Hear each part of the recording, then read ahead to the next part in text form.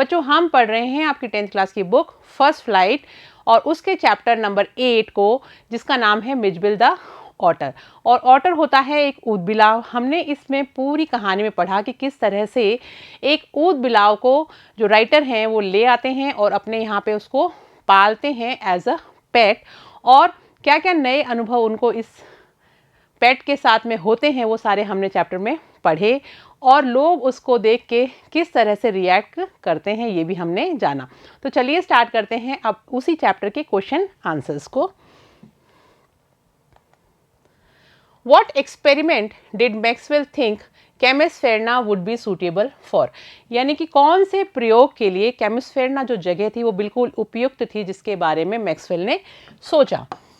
Maxwell thought Chemisphерना would be suitable experience of keeping an otter as a pet। तो Maxwell ने सोचा कि केमिस्फेरना जो जगह है वो बिल्कुल पर्याप्त जगह है, उपयुक्त जगह है। अगर वो एक ऊद बिलाव को पालना चाहते हैं तो उसके प्रयोग के लिए बहुत ही सही जगह है। Why does he go to Basra? वो बसरा क्यों जाते हैं? How long does he wait there and why? और वो वहाँ पे कितना इंतज़ार करते हैं और क्यों करते हैं? He goes to Basra's consulate general to collect and answer the mail from Europe। वो बसरा के वाणिज्यिक दूतावास में जाते हैं ताकि वहाँ से वो एक मेल प्राप्त कर सकें और उसका जवाब भेज सकें जो यूरोप से आने वाली थी। He waits there over a week। और वो लगभग एक हफ्ता वहाँ पे इंतज़ार करते हैं। When he finds that his mail hasn't arrived, जब वो देखते हैं कि अभी तक उनको जो उनकी मेल है, वो जो उनकी डाक है वो उनको मिली नहीं है, he cables to England। वो इंग्लैंड में तार भेजते हैं। It remains unresponsive for 3 days। He receives his mail after 5 days। और फिर वो जो उन्होंने तार भेजा था उसका 3 दिन तक तो कोई जवाब नहीं आता, और उसके बाद में उनको उनकी मेल प्राप्त होती है 5 दिन के बाद। How does he get the otter? उनको ऑटर कैसे प्राप्त होता है? Does he like it? क्या वो उसको पसंद करते हैं? Pick out the words that tell you this. और आपको ऐसे शब्द चुनने हैं जो आपको इसके बारे में बताते हैं। He gets the otter through his friend. वो जो ऑटर है यानी ये जो ऊद बिलाव है वो उनको उनके एक दोस्त के माध्यम से मिलता है, वो उसको भेजते हैं उनके लिए। Yes he likes it. हाँ बिल्कुल वो उसको बहुत पसंद करते हैं। The words a thraldom to otters and otter fixation tells me this. तो ये जो शब्द आए हैं इस पार्ट के अंदर, अ थ्रेलडम टू ऑटर यानी ऑटर के प्रति जो एक दास्ता उन्होंने देखी कि वो अपना समर्पण भाव देखते हैं ऑटर के प्रति, and otter fixation tells me this. और ऑटर के प्रति जो उनका एक असीम प्यार है और लगाव है, इन शब्दों से पता चलता है कि वो उनको बहुत ज़्यादा पसंद आया था। Why was the otter named Maxwell's otter? ये जो ऑटर था उसका नाम मैक्सवेल्स ऑटर क्यों रखा गया? The otter was named Maxwell's otter. Otter का नाम मैक्सवेल्स ऑटर इसलिए रखा गया बिकॉज क्योंकि it was of a race previously unknown to science. क्योंकि वो एक ऐसी प्रजाति के थे जिसके बारे में पहले विज्ञान अनभिज्ञ था, यानी वैज्ञानिकों को उसका पता नहीं था। And was at length christened by zoologist. और उसके बाद में उसका नामकरण किया गया जीव विज्ञानियों के द्वारा लिट्रोगेल perspicillata maxwelli of Maxwell's otter. और ये जो नाम है ये जीव विज्ञानियों के द्वारा उसको दिया गया, Lutrogale perspicillata maxwelli of Maxwell's otter. Tick the right answer in the beginning the otter was. यानी आपको सही जो ऑप्शन है उस पर टिक करना है कि शुरुआत में जो ऑटर था वो कैसा महसूस करता था। अलूफ एंड इनडिफरेंट यानी अलग थलग था, फ्रेंडली था मित्रवत था, या हॉस्टाइल था या उग्र था। In the beginning the otter was aloof and indifferent. तो शुरुआत में जो ऑटर था वो एकदम अनभिज्ञ सा था और थोड़ा सा खिंचा खिंचा सा अलग थलग सा रहता था। What happened when Maxwell took Mijbil to the bathroom? क्या हुआ जब मैक्सवेल मिजबिल को बाथरूम में लेके गए? बच्चों यहाँ पे जो मिजबिल है वो किसका नाम है? उस ऊद बिलाव का नाम है। तो क्या हुआ जब मैक्सवेल मिजबिल को स्नानागार में लेके गए यानी बाथरूम में लेके गए? What did it do 2 days after that, और उसके बाद में 2 दिन के बाद में उसने खुद ने क्या किया, यानी उस ऊदबिलाव ने यानी मिजबिल ने क्या किया। When Maxwell took Mitchell to the bathroom, he went wild with joy in the water for half an hour, यानी कि आधे घंटे तक जब उसको वहाँ बाथरूम में ले जाया गया, when Maxwell took Mitchell to the bathroom, he went wild, तो वो थोड़ा सा उग्र सा उसने रूप धारण कर लिया, and joy in the water for half an hour, और बहुत ही ज़्यादा वो खुश हो गया और मस्ती करने लग गया पानी के अंदर लगभग आधा घंटे तक। He plunged and rolled in it, और वो उसमें उछल रहा था, कूद रहा था और गुलेटियाँ खा रहा था, यानी पलटियाँ खा रहा था, रोल हो रहा था पानी में, उसको बहुत मज़ा आ रहा था। 2 days लेटर, फिर 2 दिन के बाद में, ही एस्केप्ड फ्रॉम हिज बेडरूम, वो अपने शयन कक्ष से कहीं चला गया, यानी वहाँ से वो एस्केप हो गया, यानी भाग गया, और कहाँ गया, and through the corridor reach the bathroom, और कॉरिडोर जो गलियारा था उसके बीच में से होता हुआ, उसके मध्य से होता हुआ वो कहाँ पहुँच गया, अपने आप ही बाथरूम में पहुँच गया। He fumbled at the chromium taps with his paws, paws मतलब होता है पंजा, और फम्बल का मतलब होता है बहुत बुरी तरह से उग्र रूप से उसको हिलाना, जोर जोर से उसके ऊपर उसको रोटेट करने की कोशिश करना। He fumbled at the chromium taps, chromium जो है वो एक तरह का धातु होता है जिसके ये टैप्स यानी नल बने हुए होते हैं, तो वो जो क्रोमियम का बना हुआ नल था उसके ऊपर वो बहुत ही ज़्यादा अपने पंजों से उसको हिलाने लग गया, यानी वो कोशिश कर रहा था उसको खोलने की। He turned on the tap from trickle to full flow, और आखिर में वो कामयाब भी हो गया और उसने उस नल को खोल लिया, चालू कर दिया। पहले थोड़ा थोड़ा पानी आ रहा था और उसके बाद में बहुत तेज़ पानी का बहाव जो है वो नल से शुरू हो गया, यानी वो कामयाब हो गया था अपने आप नल को खोलने के लिए। How was Mij to be transported to England, यानी जो मिज है, ये जो ऊदबिलाव है हमारा ऑटर है, उसको इंग्लैंड कैसे ट्रांसपोर्ट किया जाना था, यानी उसको इंग्लैंड कैसे लेके जाया जाना था। Mij was to be transported to England by a flight to Paris, और ये जो मिज है यानी जो हमारा जो ऊदबिलाव है इसको ले जाया जाना था इंग्लैंड एक फ़्लाइट के माध्यम से, पहले पेरिस में to Paris and from there to London, और फिर वहाँ से उसको लंदन लेके जाया जाना था। The airline insisted to pack Mij into an 18 inches square box, और जो एयरलाइन के जो लोग थे उन्होंने उनको जोर दिया था और बताया था कि भाई आप इसको ले जा सकते हो, लेकिन आपको इसको एक 8 इंच का जो बॉक्स होता है उसमें आप इसको पैक करके ले जा सकते हो, और वो स्क्वायर बॉक्स होना चाहिए। And it is to be kept on the floor at the feet, और उसको उस डब्बे में जिसमें वो अपने उस ऑर्डर को ले जाएंगे उसको अपने पाँव में ही उनको नीचे रखना पड़ेगा फ़्लाइट के अंदर, ये कंडीशन थी फ़्लाइट वालों की। What did Mitch do to the box? अब मिच ने उस बक्से को क्या किया जिसके अंदर की उसको पैक किया गया था।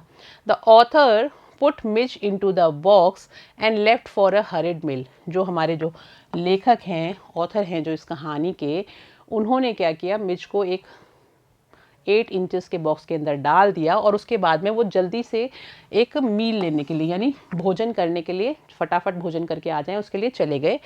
इन his attempt to come out the box, Mitch tore the lining of the box to shreds, और जो मिज था उसने जो अपनी कोशिशें करी बाहर आने की उस बक्से से, उन कोशिशों में मिज ने क्या किया, टोर यानी फाड़ दिया, जो अंदर का जो अस्तर था उस बक्से का उसको टुकड़े टुकड़े, श्रेड्स यानी उसके चिथड़े चिथड़े कर दिए। He was badly wounded and bleeding, और उसके कारण वो बुरी तरह से घायल हो गया और उसको खून भी निकल आया, यानी वो ब्लीड भी कर रहा था, रक्त भी निकल गया उसका। When did Maxwell put the otter back in the box? Maxwell ने ऑटर को वापस बक्से में कब रखा?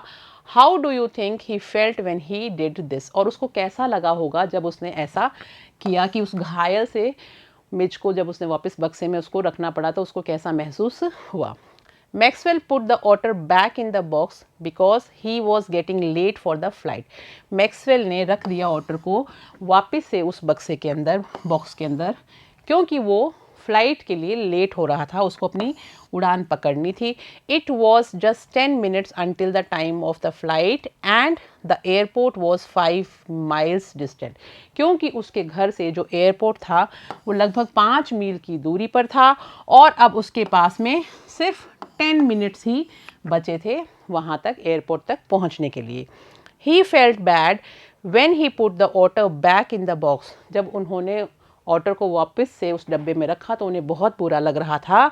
Mitch was in miserable condition at that time. क्योंकि उस समय जो हमारा ये जो ऊदबिलाव था मिच, ये बहुत ही दयनीय स्थिति में था और वो काफ़ी घायल भी था और उसको खून भी निकल रहा था। लेकिन जो ऑर्थर हैं उनके पास भी टाइम नहीं था क्योंकि उनको फ़्लाइट पकड़नी थी, तो बड़े ही दुखी मन से उन्होंने उसको वापस उस बक्से में रखा, डब्बे में रखा और वो चल पड़े।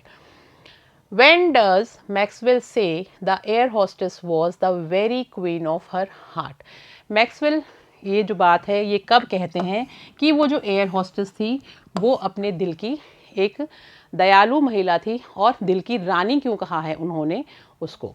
Maxwell says the air hostess was the very queen of her heart, यानी कि मैक्सवेल ने एयर हॉस्टेस के लिए शब्द यूज़ किए हैं कि वो दिल की बहुत अमीर थी, बहुत रानी जैसा उसका दिल था। क्योंकि because she heard Maxwell's events of the last half hour and believed in them. क्योंकि उसने पूरी बात मैक्सवेल की सुनी थी कि क्या क्या इवेंट्स यानी क्या क्या घटनाक्रम चला पिछले आधे घंटे में, और उस बात पे उसने विश्वास किया।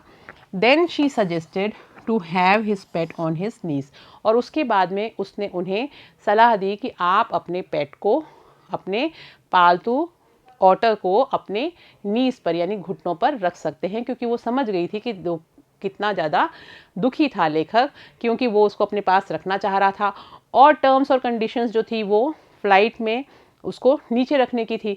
लेकिन एयर होस्टेस ने जब उसकी पूरी कहानी सुनी तो वो काफ़ी सेंसिटिव थी, तो उसने उसको परमिशन दे दी कि आप इसको अपने नीज पर रख लीजिए क्योंकि ये आपका पेट है। What happened when the box was opened? क्या हुआ जब बॉक्स को खोला गया? When the box was opened, Midge was out of it in a flash. जब बक्से को खोला गया तो मिच एकदम से बाहर की तरफ उछला and he disappeared at high speed down the aircraft, और उसके बाद में वो गायब हो गया बहुत ही तेज गति से निचले हिस्से से। एयरक्राफ्ट का जो निचला हिस्सा था यानी जो पाँव का जो हिस्सा होता है जहाँ हम पाँव रखते हैं उस जगह से वो कहीं डिसअपियर हो गया, गायब हो गया। एक छलांग के साथ बाहर निकला और गायब हो गया।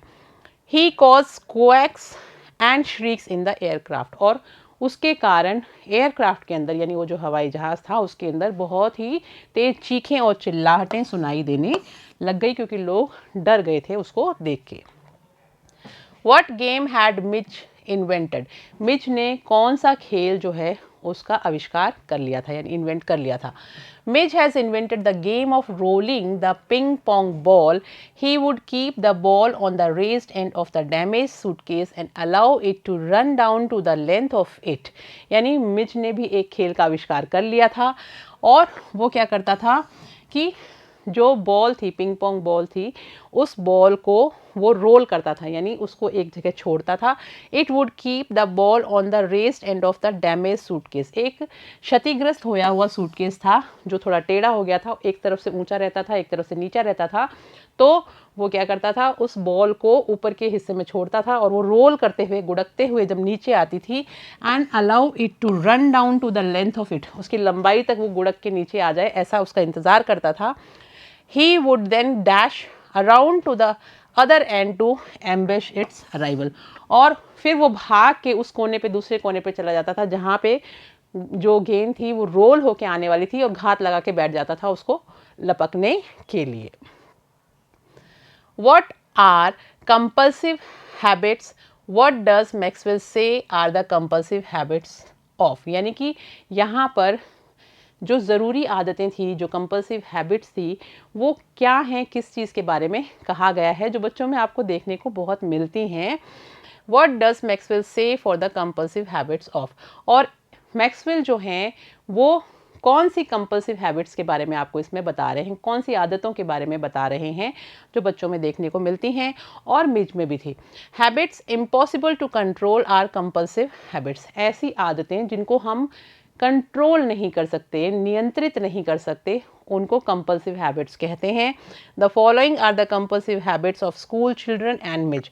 और निम्नलिखित जो आदतें हैं वो स्कूल के बच्चों में भी थी और मिज में भी थी। अब वो क्या आदतें थी देखते हैं। सबसे पहली जो है, school children must place their feet स्क्वायरली on the centre of each paving block.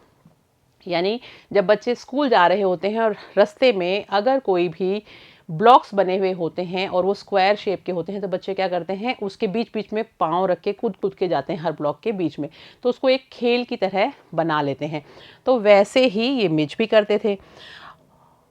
Must touch every seventh upright of the iron railings. यानी एक तो जो ब्लॉक्स थे उनके बीच में फुदक फुदक के जाना, हर एक ब्लॉक के बीच में पाँव रखना स्क्वायर ब्लॉक के बीच में। तो मिज भी ऐसा करता था। फिर बच्चों की आदत होती है कि जो भी चीज़ें उनके रास्ते में दिखती हैं उनसे ही वो एक नया खेल बना लेते हैं। तो जैसे कि must touch every seventh upright of the iron railings, जो लोहे की सलाखें बनी हुई थी रास्ते में उसमें से हर सातवीं को टच करना, फिर चलना, फिर सातवीं को टच करना, ऐसे बच्चे खेलते थे। और pass to the outside of every second lamp post. और या फिर जो लैम्प पोस्ट बने हुए थे रास्ते में उसमें एक को छोड़ देते थे और दूसरे के पास से जाते थे, फिर एक को छोड़ देते थे, फिर दूसरे के पास से जाते थे। तो ऐसे गेम बना लेते हैं बच्चे। वैसा ही मिज भी करता था उनको देख के। On his way home Mij would tug me to that primary school wall. अब वो कहते हैं कि जब हम लोग घर जा रहे होते थे, हमारे घर के रास्ते में मिज क्या करता था, उसको खींच लेता था। कहाँ पे? एक प्राथमिक विद्यालय के स्कूल की जो दीवार थी उसकी तरफ, जंप ऑन टू इट, और उसके ऊपर वो फुदक के चला जाता था। And gallop the full length of its 30 yards to the hopeless distraction both of peoples and of staff within. और उसके बाद में क्या करता था, उस दीवार के ऊपर चढ़ के और बिना सांस लिए, यानी एक ही बारी में बहुत तेज़ी से दौड़ता था। उसकी जो लंबाई थी वो 30 यार्ड की थी उस दीवार की, और सरपट भागता था उसके ऊपर बहुत तेज़ी से, एक ही सांस में, ताकि वो वहाँ जल्दी से जल्दी पहुँच सके। और उसकी जो गति होती थी वो इतनी तेज़ होती थी कि उससे जो विद्यालय में पढ़ने वाले जो बच्चे थे, जो स्टूडेंट्स थे, वो और वहाँ का जो स्टाफ, यानी जो टीचर्स थे या और भी जो स्कूल का स्टाफ था, वो अचानक उनका ध्यान आकर्षित कर लेता था और वो डिस्टर्ब हो जाते थे उसके वहाँ से भाग के जाने के कारण। लेकिन वो ऐसा करता था, उसको बहुत मज़ा आता था। What group of animals do otters belong to? यानी otters जो हैं वो किस तरह के जो जानवर हैं उनके समूह को बिलोंग करते हैं। Otters belong to a small group of animals called mustelines. Otters जो हैं वो एक समूह को बिलोंग करते हैं जिसका नाम है मस्टलिन समूह या musteline group. The badger, mongoose, weasel, stoat and mink also belong to this group. और ये जो बिज्जू है जैसे कि, या नेवला है, वीजल है, स्टोट है और मिंक है, ये सारे के सारे भी उसी समूह को बिलोंग करते हैं। अगर आप इनके चित्र देखेंगे जो हमने आपको चैप्टर में दिखाए भी हैं, काफ़ी कुछ इनका जो हुलिया है वो मिलता जुलता सा है। तो इन सबको एक ही ग्रुप में कंसीडर किया गया है। What guesses did the Londoners make about what Mizo was?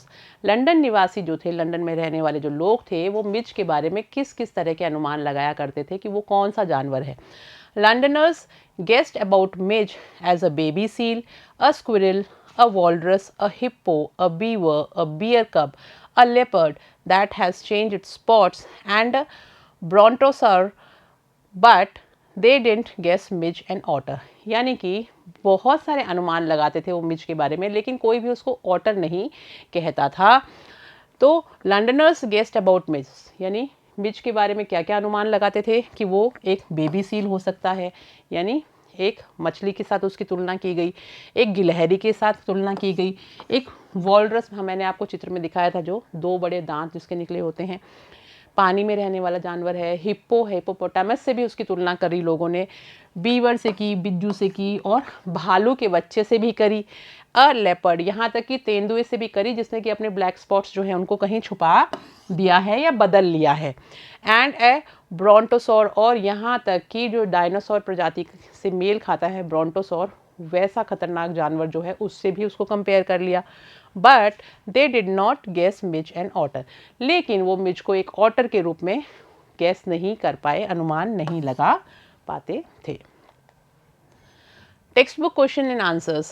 Question number 1 देखिए, what things does Mij do which tell you that he is an intelligent, friendly and fun loving animal who needs love. यानी कौन सी ऐसी चीज़ें हैं जो आपको ये बताती हैं पाठ में पढ़ने के बाद में कि वो बुद्धिमान था, मित्रवत था और फन लविंग था, यानी उसको मस्ती करना बहुत ज़्यादा पसंद था और उसको प्यार करना भी बहुत पसंद था। वो चाहता था कि लोग उसको प्यार करें। मिज इज़ इंटेलिजेंट, मिज इंटेलिजेंट था। He himself climbs on the bathtub and turns on the taps with his paws to the full flow, क्योंकि वो खुद ही चढ़ जाता था बाट टब के ऊपर और उसके ऊपर चढ़ के जो उसका नल था, नलका जो था उसको खोल देता था अपने पंजों से और बहुत तेज़ पानी जब तक आया तब तक उसको पूरा खोल देता था। इसका मतलब वो इंटेलिजेंट था। मिज इज़ फ्रेंडली और मित्रवत था। From the second night he स्लीप्स with the author on his bed, क्योंकि दूसरी रात से ही वो ऑथर के साथ उसके बिस्तर पे सोना शुरू हो गया था। Mink is fun loving, mink is fun loving animal, और मिज जो है उसको मस्ती करना भी बहुत ज़्यादा पसंद था। With the ping pong ball he has invented a game of his own, क्योंकि उसने पिंग पोंग जो बॉल थी, गेंद थी, उससे टेनिस बॉल से अपना एक खेल भी ईजाद कर लिया था। मिज नीड्स लव, मिज को प्यार की भी ज़रूरत थी। The author has him Beth in the bathroom, क्योंकि जब उसको नहलाया गया था ऑथर के द्वारा बाथरूम में, तब वो बहुत ही मज़े उसको आ रहे थे, उसको पसंद आ रहा था कि कितने प्यार से ऑथर उसको नहला रहा था, तो उसको प्यार की भी ज़रूरत थी। नेक्स्ट क्वेश्चन देखते हैं। What are some of the things we come to know about authors from this text? यानी what are some of things, कौन सी ऐसी कुछ चीज़ें हैं we come to know about authors, जो हम authors के बारे में जान पाए इस टेक्स्ट के माध्यम से। Otter belongs to a small group of animals called musteline. सबसे पहले हमें ये पता चला कि जो ऊद बिलाव हैं ये एक विशेष समूह को बिलोंग करते हैं और उस समूह का नाम है mustelines. They are water loving and found in marshes. दूसरी बात हमें ये पता चली कि उनको पानी बहुत पसंद है और वो लोग दलदल में रहना बहुत ज़्यादा पसंद करते हैं। दे आर इंटेलिजेंट, वो बुद्धिमान हैं, फ्रेंडली हैं, मित्रवत हैं, एंड फन लविंग है और उनको मस्ती करना, खेलना कूदना बहुत ज़्यादा पसंद आता है। They need love and care, और वो चाहते हैं कि लोग उनको प्यार करें और उनका ध्यान भी रखें। तो आई होप बच्चों यहाँ तक आपको ये सारे क्वेश्चन आंसर समझ में आ गए होंगे। अब हम मिलेंगे नेक्स्ट क्लास में, तब तक आप लोग इनको पढ़िएगा चैप्टर को और क्वेश्चन आंसर्स को भी। Thank you.